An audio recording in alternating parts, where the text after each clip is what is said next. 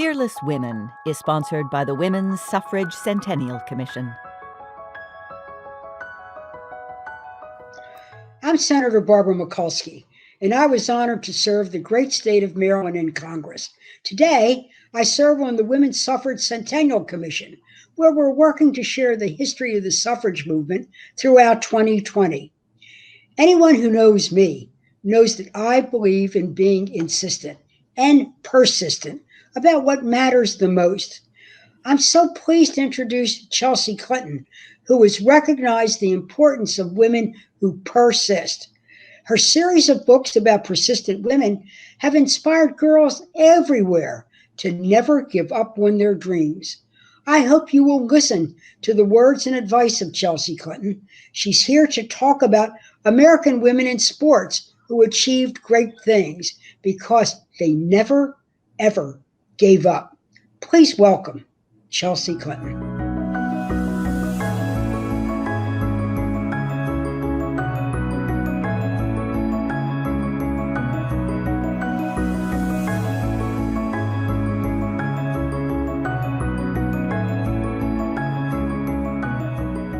I have recently finished She Persisted in Sports. It's the third book in the She Persisted series, and it's one that I am especially proud to be bringing into the world as someone who has long been inspired by athletes, even though I myself am only like barely an amateur athlete. So many of the women that I profile in the book are women that I looked up to when I was a kid, or they're women that I'm so grateful that are now in the world, kind of proving what's possible, creating what's possible, and are now role models for my children. And I think it's important equally for my daughter and my sons, for children of any gender, to have strong women role models, especially women athletes, to look up to. I wrote the first She Persisted book in 2017, both in reaction to a specific moment, kind of, and an answer to a challenge, that I really saw as a still relatively new mom. So also had felt in the preceding couple of years, like as a new mom, reading books to my daughter Charlotte, who at the time was 2.5, and my infant son Aiden, just realized how many of the children's books were centered on and told through male kind of voices and gazes. Even so many of the books around animal characters were kind of told through kind of male ducks or male cows or male frogs. And I wanted there to be kind of more women injected into the pages of children's storybooks, because I think children's books are often the first way we say to kids, like, here's what's possible, or here's what isn't, or here's where we see you, or here's where we don't. And so wanted to share stories of American women who'd inspired me, really for my kids, but for any young reader. And wrote the first She Persisted, and then wanted to share stories of women around the world that had really inspired me, or that I kind of had known from friends had really inspired them as they were growing up across the globe. And so wrote She Persisted Around the World. And then kind of as I was just thinking about what kind of felt like the next step as someone who is such a kind of avid sports fan, really wanted to kind of do something in sports, initially also partly galvanized by the Olympics, which clearly has been delayed for 2020, possibly for next year, although possibly not, depending on what's happening kind of with our COVID crisis around the world. And so just am so thankful that I've had the chance to continue to share stories of strong, persistent, kind of mighty women into the world, including through She Persisted in Sports. I do not think that Americans have a unique claim to ingenuity.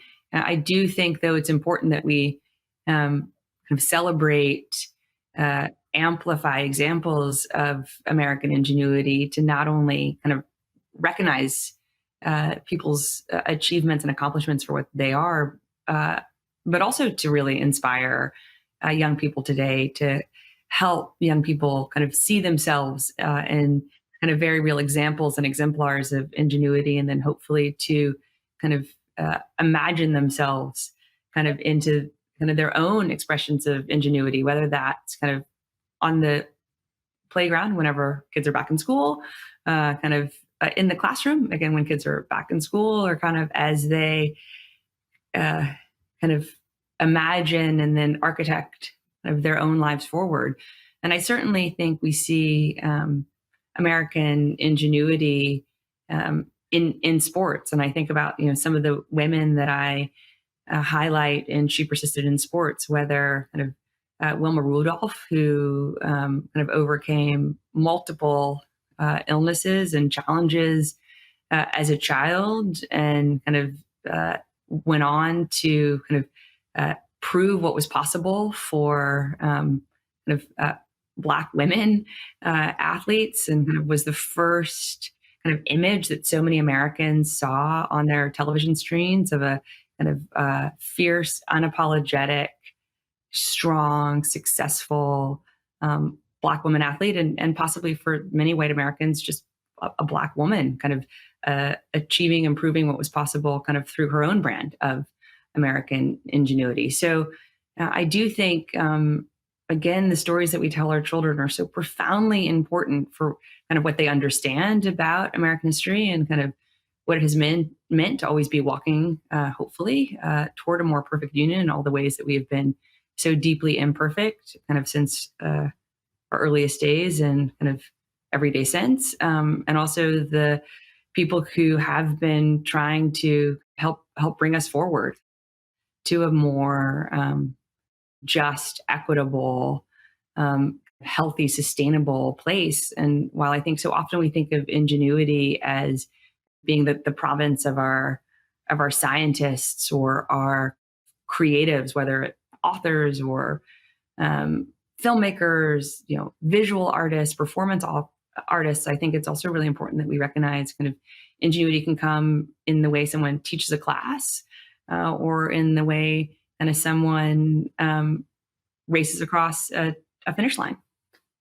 I absolutely read my books, drafts of my books, to my kids. And when they were kind of maybe too little to offer kind of constructive criticism, I would read them to my nieces and nephews and other young people in my life. And I'm so grateful that Charlotte and Aiden, Jasper's just one. So kind of he just giggles and claps at everything. And so arguably he's the best and most unhelpful audience member or, prospective reader. In that Charlotte and Aiden, also both now can read on their own. And so, I'm so proud when they like pull my books off the shelf and want to keep reading them.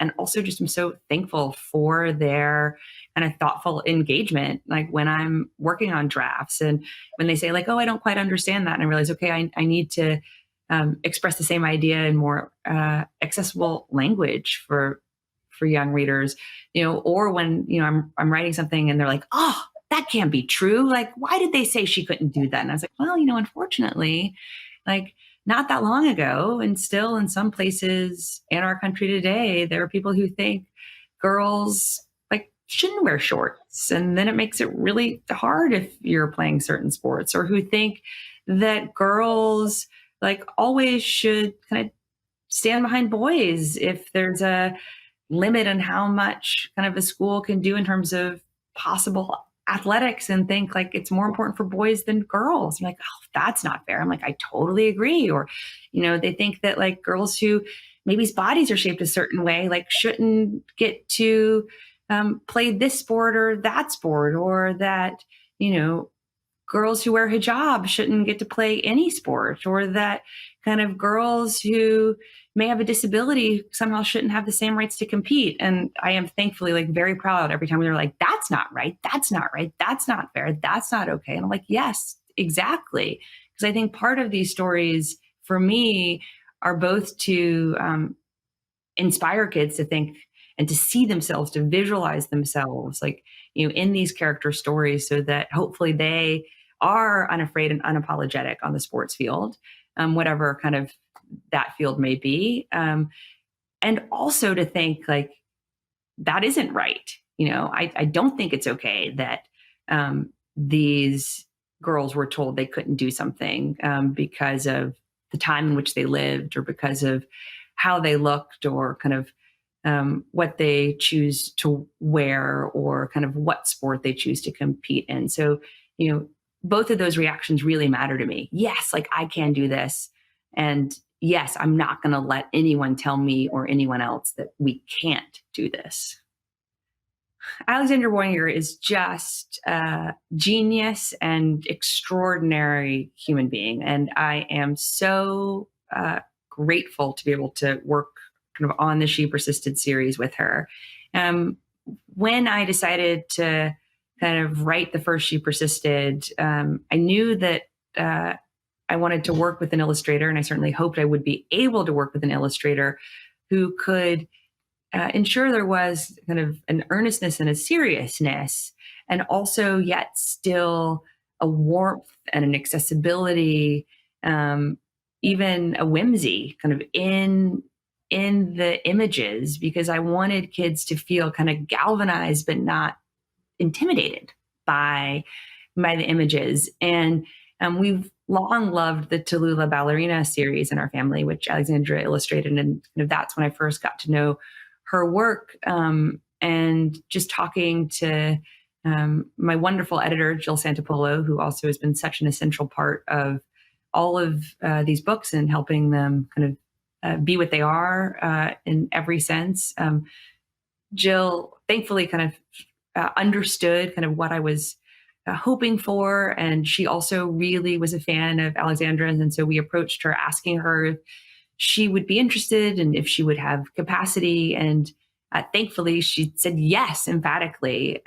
And it's just been such a joy to work with Alexandra and to kind of really go back and forth together as we try to ensure that kind of the text and the images are both complementary, but hopefully also kind of, really that the whole is greater than the sum of the parts. And I couldn't now imagine She Persisted without her. And I'm so thankful that she's really become a friend throughout this process. And I'm looking forward to kind of more work together in the future. So I'm thrilled that next year we're having chapter books for all of the kind of women that were profiled in the first She Persisted. So there are 13 chapter books coming out, kind of one each month, and then 2 in the month of December. And I'm so thankful to all of the authors who have really kind of brought a more full portrait of these extraordinary women to life, and have been really lucky to kind of read probably half of them and look forward to reading the other half. And I'm so excited that kind of those will be coming out starting in January, and very much kind of already thinking about kind of the next She Persisted. I have been asked kind of tongue in cheek, but rather frequently, like if there would be, since there was a She Persisted kind of in the US and then the globe, like whether or not there would be one kind of for outer space. So I've been really thinking about kind of Sally Ride and Mae Jemison and some of the women who really inspire me who have been astronauts. I've also been thinking about so many of the women whose work inspires me, probably not surprisingly these days, in public health and medicine, including the great Dr. Flossie Wong-Stahl, who unfortunately just recently passed away, who was kind of one of the world's greatest HIV/AIDS researchers and was part of the kind of original team in the 1980s that helped kind of really first decode the viral architecture of HIV, and also was an extraordinarily kind of brilliant and important part of all the science around hepatitis. And so would kind of love to have a book about kind of women in medicine and public health, or maybe women in science more broadly. So kind of lots of ideas floating around. So certainly kind of more to come. Not sure kind of what more will come first or next. I love to write and could not imagine my life without writing. And I'm so just grateful and humble and excited that I kind of get to write in the different ways that I really want to do and that are important to me. So that I write children's books, which have such deep meaning to me as a parent and also just as a citizen in the world. I write kind of global health books, articles, pieces, because that also has deep meaning to me as a parent and citizen in the world, albeit kind of in a different way. My writing process, though, for kind of these kind of different types of writing and kind of different types of product in the world, though, is pretty similar. Like, I need a lot of time to really kind of think about kind of what I'm writing. I really believe in outlining. Like, I still outline like all the skills that I think like Mrs. Kelly started to teach me in 5th grade, like still have utility for me today, 30 years later, maybe not quite 30 years later, but almost 3 decades later. And so I outline, I then like think some more, I start to kind of jot down thoughts, and then I really just start to write. And I probably spend most of my time, admittedly, in the kind of outlining and kind of architecture phase, and then in the editing. Like, I find the words often like flow once I've really kind of developed the skeleton of what I hope to kind of do. And then I need a lot of editing because there are always too many words.